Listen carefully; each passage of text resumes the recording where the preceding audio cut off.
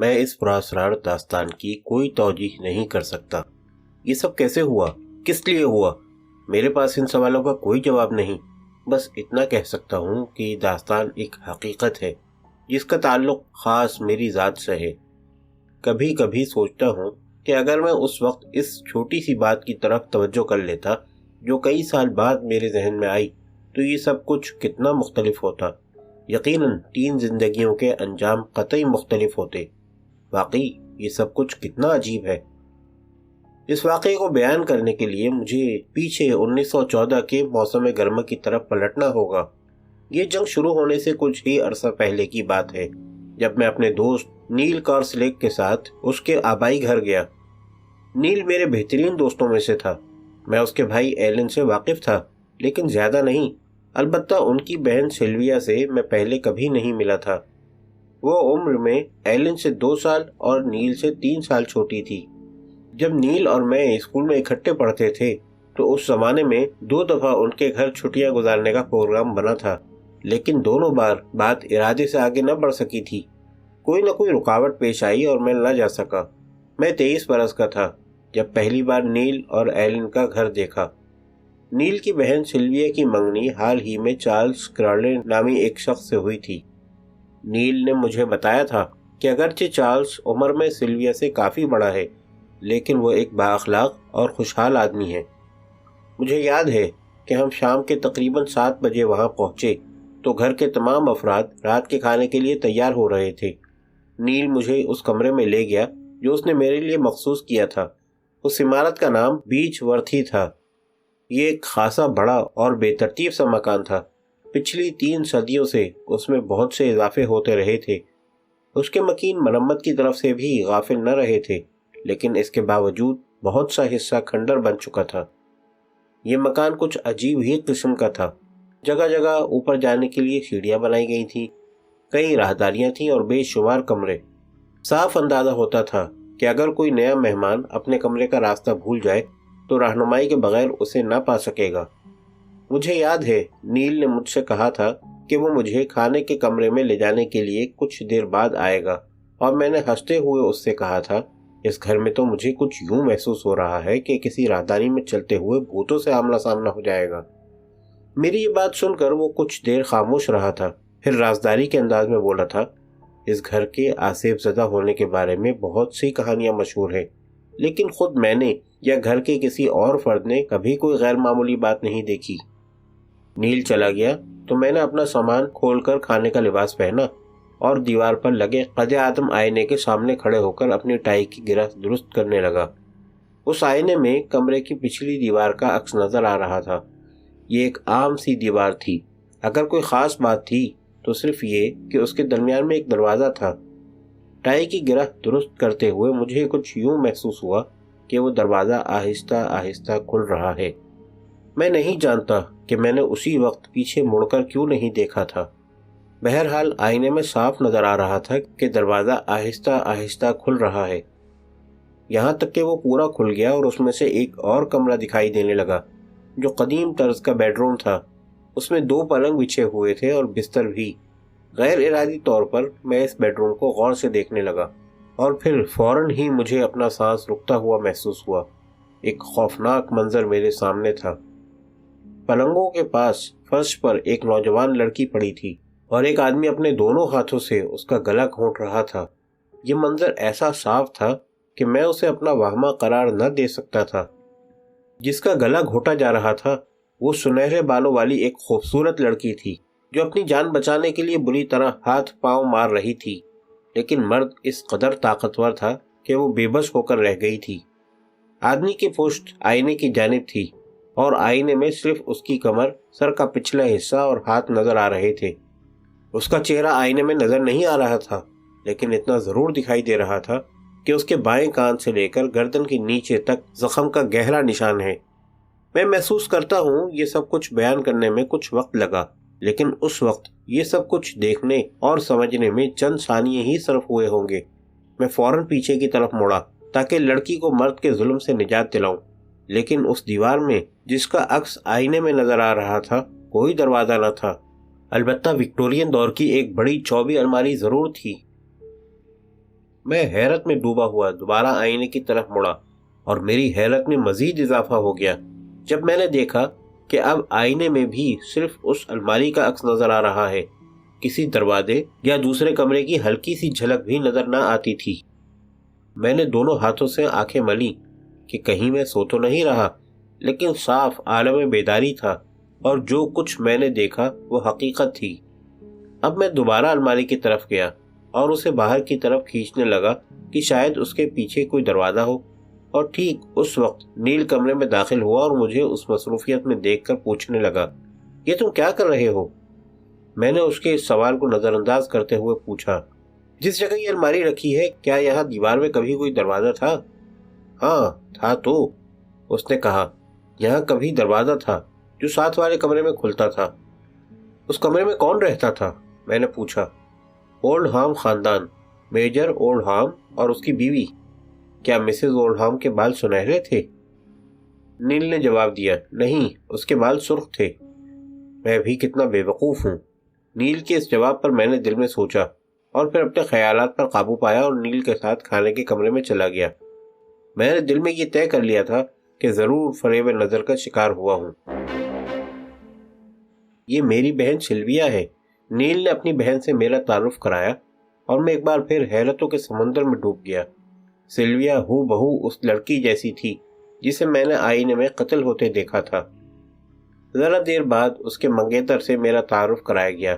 وہ ایک لمبا تڑنگا آدمی تھا جس کے بائیں کان سے لے کر گردن کے نیچے تک ایک زخم کا نشان تھا، اور یہ بھی وہی آدمی تھا جسے میں نے آئینے میں لڑکی کو قتل کرتے دیکھا تھا۔ سوچئے اگر آپ میری جگہ ہوتے تو کیا کرتے؟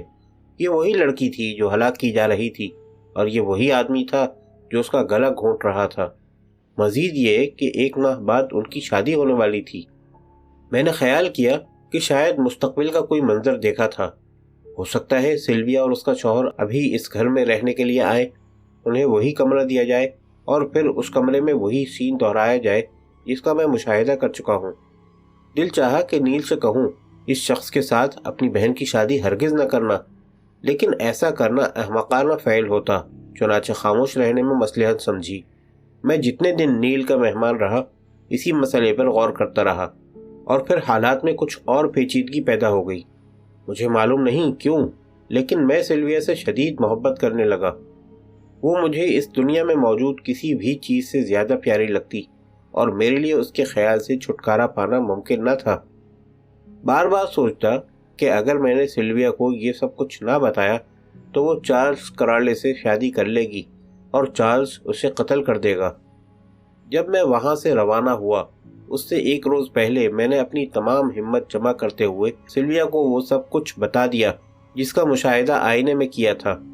میں نے یہ بھی کہا کہ وہ مجھے پاگل سمجھے یا کچھ اور، لیکن میں قسم کھاتا ہوں کہ یہ سب کچھ اسی طرح دیکھا تھا جس طرح میں نے بیان کیا ہے، اور یہ بھی کہ اگر وہ چارلز کرالے کے ساتھ شادی کرنے کا پکا ارادہ رکھتی ہے تو اسے میرے اس حیرتناک مشاہدے کا خیال رکھنا چاہیے۔ دل چاہتا تھا اپنی محبت کا راز بھی اس پر ظاہر کر دوں، لیکن زبان نہ کھلی۔ میری توقع کے خلاف اس نے یہ سب کچھ بڑی خاموشی کے ساتھ سنا۔ وہ قطعاً ناراض یا غصے میں نہ تھی، تاہم اس کی آنکھوں میں کچھ ایسے تاثرات ضرور تھے جن کو میں سمجھ نہ سکا۔ جب میں اپنا بیان ختم کر چکا تو اس نے میرا شکریہ ادا کیا کہ یہ سب کچھ بتا دیا، اور میں بے وقوفوں کی طرح کہتا چلا گیا کہ میں نے جو کچھ دیکھا ہے وہ میرا وہمہ نہیں بلکہ حقیقت ہے۔ اس نے کہا، میں یقین کرتی ہوں کہ آپ نے یہ سب کچھ ضرور دیکھا ہوگا۔ اگلے روز میں وہاں سے روانہ ہو گیا۔ نہیں کہا جا سکتا کہ سلویا کو یہ سب کچھ بتا کر میں نے صحیح قدم اٹھایا تھا یا نہیں، لیکن کچھ ہی عرصے کے بعد مجھے پتہ چلا کہ میرے وہاں سے واپس آنے کے فوراً بعد سلویا نے چارلز کرالے سے اپنی منگنی توڑ دی۔ اس واقعے کے فوراً بعد پہلی جنگ عظیم شروع ہو گئی، اور جنگ کی وجہ سے ہمیں کوئی اور بات سوچنے کی فرصت نہ رہی۔ میں محاذ پر چلا گیا، 1-2 بار چھٹی پر آیا تو سلویا سے ملاقات ہوئی، لیکن جہاں تک ممکن ہو سکا اسے نظر انداز کرتا رہا، اس بات کے باوجود کہ میں اسے بری طرح چاہتا تھا۔ اس اغماض کا سبب میرا یہ احساس تھا کہ شادی کوئی بچوں کا کھیل نہیں۔ ویسے میں سمجھتا تھا کہ چارلز سے منگنی توڑ کر اس نے مجھ پر احسان کیا ہے۔ 1916 میں نیل جنگ میں مارا گیا اور مجھے اظہار افسوس اور دلجوئی کے لیے سلویا سے ملنا پڑا، جو صدمے سے نڈھال تھی۔ سلویا نیل کی بہن تھی اور نیل میرا بہترین دوست۔ میں اس کے دکھ میں برابر کا شریک تھا۔ سلویا کو دکھی پا کر میں خود بھی زندگی سے بیزار ہو گیا۔ اب میری ایک ہی خواہش تھی کہ ایک گولی میری زندگی کا بھی خاتمہ کر دے، اس طرح یہ تمام قصہ ختم ہو جائے۔ لیکن شاید وہ گولی ابھی کسی کارخانے میں تیار نہ ہوئی تھی جو میری موت کا سبب بنتی۔ ایک دفعہ ایک گولی میرے دائیں کان کے نیچے لگی اور گردن کا کچھ حصہ چھیدتی ہوئی گزر گئی۔ دوسری دفعہ میری جیب پر لگی، مگر جیب کے اندر رکھے ہوئے سگریٹ کیس پر لگ کر اچٹ گئی اور مجھے کوئی نقصان نہ پہنچا۔ چارلز کلارلے بھی 1918 کے شروع میں ایک مارکے میں مارا گیا۔ میرے دن بڑی بیزاری سے گزر رہے تھے۔ آخر 1918 کے موسم خزاں میں مجھ سے رہا نہ گیا اور میں سیدھا سلویا کے پاس پہنچ گیا اور اسے صاف صاف بتا دیا کہ مجھے اس سے کتنی محبت ہے۔ توقع کے برعکس اس کا رد عمل نہایت خوشگوار تھا۔ اس نے کہا، تم نے یہ سب کچھ پہلے ہی کیوں نہ بتا دیا؟ میں نے ہکلاتے ہوئے چارلز کلارلے کا ذکر کیا تو اس نے مجھ سے پوچھا، کیا تم نے اندازہ نہیں لگایا تھا کہ میں نے چارلز کے ساتھ منگنی کیوں توڑی تھی؟ یہ کہہ کر اس نے مجھے بتایا کہ اسے بھی بالکل میری طرح پہلے ہی دن مجھ سے محبت ہو گئی تھی۔ اس وقت میری حالت دیدنی تھی۔ میں نے کہا، میرے خیال میں تو تم نے منگنی میرے بیان کردہ واقعے کی وجہ سے توڑی تھی۔ اس پر وہ ہنسنے لگی اور کہا کہ اگر کوئی شخص واقعی کسی سے محبت کرتا ہو تو ان معمولی باتوں کا یقین کر کے منگنی نہیں توڑا کرتا۔ اس دن ہم نے اس عجیب واقعے پر پھر سے غور کیا اور اس نتیجے پر پہنچے کہ وہ سب کچھ پراسرار ضرور تھا، لیکن حقائق کی دنیا سے اس کا کوئی تعلق نہیں۔ کچھ عرصے بعد ہم نے شادی کر لی اور ہنسی خوشی زندگی گزارنے لگے۔ اگرچہ ہماری ازدواجی زندگی خوشگوار تھی، لیکن چند دن بعد ہی میں محسوس کرنے لگا کہ شاید میں ایک اچھا شوہر ثابت نہ ہو سکوں گا۔ میں فطری طور پر سخت شکی مزاج اور حاسد تھا۔ سلویا کسی شخص کی طرف دیکھ کر ہنستی تو میرا خون کھولنے لگتا۔ شروع میں اپنے اوپر جبر کرتا رہا۔ سلویا کو کچھ اندازہ نہ ہو سکا کہ میں اس کے بارے میں کیا کیا سوچتا رہتا ہوں۔ مجھے یہ احساس تھا کہ اس معاملے میں میں حق پر نہیں ہوں اور میرا یہ حسد ہماری زندگی کو تلخ بنا دے گا، لیکن انتہائی کوشش کے باوجود میں اپنے آپ کو بدل نہ سکا۔ کبھی سلویا کو ایسا خط ملتا جو وہ مجھے نہ دکھاتی تو میرے دل میں یہ جاننے کی شدید خواہش پیدا ہوتی کہ یہ خط کس نے لکھا ہے۔ اگر سلویا کسی شخص کے ساتھ ہنس کر بات کر لیتی تو میں اس سے روٹھ جاتا۔ سلویا میری ان باتوں پر ہنس دیتی اور اس رویے کو ایک مذاق سمجھتی، لیکن آہستہ آہستہ اسے یہ احساس ہونے لگا کہ یہ مذاق کچھ اچھا نہیں، اور بالآخر اسے پتہ چل گیا کہ میں اس معاملے میں بالکل سنجیدہ ہوں۔ چنانچہ وہ مجھ سے کھچی کھچی سی رہنے لگی اور آہستہ آہستہ ہمارے درمیان فاصلہ بڑھتا ہی چلا گیا۔ مجھے اب یہ احساس ستانے لگا کہ وہ مجھ سے محبت نہیں کرتی۔ اس کی محبت واقعی مر چکی تھی، لیکن اس کا قاتل میں خود تھا۔ پھر ہماری زندگی میں ڈیرک وین رائٹ داخل ہوا۔ اس کے پاس وہ سب کچھ تھا جو میرے پاس نہ تھا۔ وہ ایک سلجھا ہوا انسان تھا اور اکثر بڑی پرلطف باتیں کرتا تھا۔ دیکھنے میں بھی وہ خاصا اسمارٹ آدمی تھا۔ میں سوچتا کہ اگر میری جگہ یہ سلویا کا شوہر ہوتا تو ایک بہترین شوہر ثابت ہوتا۔ سلویا ڈیرک سے جلد ہی گھل مل گئی۔ وہ اس کی باتیں نہایت دلچسپی کے ساتھ سنتی۔ اس کے رویے نے مجھے اس کے کردار کی طرف سے مشکوک کر دیا اور آخر میں ایک دن پھٹ پڑا۔ غصے میں نہ جانے کیا کچھ کہہ گیا۔ مجھے اس وقت بھی یہ احساس تھا کہ میں یہ سب کچھ کہہ کر سلویا پر زیادتی کر رہا ہوں، لیکن شاید میں پاگل ہو چکا تھا جو اپنے آپ پر قابو نہ پا سکا۔ سلویا کے چہرے کے تاثرات مجھے اچھی طرح یاد ہیں۔ وہ میری تمام باتیں خاموشی سے سنتی رہی، پھر بہت تحمل سے بولی، بس یہ سب کچھ اب ختم ہو جانا چاہیے۔ یہ کہہ کر وہ اٹھ گئی اور میں بھی باہر نکل گیا۔ رات کے وقت میں لوٹا تو گھر خالی پڑا تھا۔ مجھے اپنی زندگی کے منحوس ترین سانحے کا اندازہ ہو گیا اور ذرا دیر بعد ہی سلویا کے خط سے اس کی تصدیق بھی ہو گئی۔ اس نے لکھا تھا، یہ ممکن نہیں کہ اب میں تمہارے ساتھ زندگی گزاروں۔ میں ہمیشہ کے لیے جا رہی ہوں۔ کچھ دن بیچ ورتھی رہوں گی اور پھر اس شخص کے پاس چلی جاؤں گی جو مجھ سے محبت کرتا ہے اور جسے میری ضرورت ہے۔ یہ خط پڑھ کر مجھے یقین ہو گیا کہ मेरे शुबहात महज मेरे जहन की पैदावार न थे। गुस्से से पागल होकर मैंने कार निकाली और इंतहाई तेज रफ्तारी से बीच वर्थी रवाना हो गया। जब मैं बीच वर्थी पहुंचा तो सिल्विया डिनर का लिबास पहनकर अपने कमरे से निकली थी। उसने मुझे देखा तो खौफजदा हो गई। मैं सीधा उसके पास चला गया और धमकाने के अंदाज में कहा, तुम मेरे सिवा किसी और की नहीं हो सकती। उसने जवाब में कुछ कहा, लेकिन मेरी समझ में कुछ न आया। एक और कदम आगे बढ़कर मैंने उसे पकड़ लिया और अपने हाथों से उसका गला दबाने लगा। तब अचानक मेरी नज़र आईने में अपने अक्स पर पड़ी। उफ, ये तो वही मंजर था, बिल्कुल वही। मेरे दाएं कान से लेकर नीचे गर्दन तक जख्म का निशान भी था जहां जंग के दौरान में गोली लगी थी। मेरा सर चकराने लगा और मेरे हाथों की गिरफ्त ढीली पड़ गई। मैं सिल्विया को नहीं मारूंगा, हाँ, मैं सिल्विया को कत्ल नहीं करूंगा। मैंने उसका गला छोड़ दिया और वो फर्श पर गिर पड़ी। मेरे अपने आसाब जवाब दे गए और मैं भी फर्श पर गिर गया। जरा देर बाद सिल्विया उठी और उसने मुझे संभाला दिया और फिर हम दोनों के जज्बात काबू में न रहे। सिल्विया ने मुझे बताया कि खत में जिस शख्स का जिक्र था उस शख्स से मुराद उसका अपना भाई एलन था। उसका इरादा था कि वो अपनी बाकी जिंदगी अपने भाई के पास गुजारेगी। उस दिन हमने एक दूसरे के दिलों में झांक कर देखा। अब मुझे ये एहसास हो रहा था कि हम कभी भी एक दूसरे से जुदा न थे। दोनों के दिलों में एक दूसरे के लिए गहरी मोहब्बत थी। हसद की वो आग जिसमें मैं एक अरसे से जल रहा था हमेशा के लिए बुझ गई।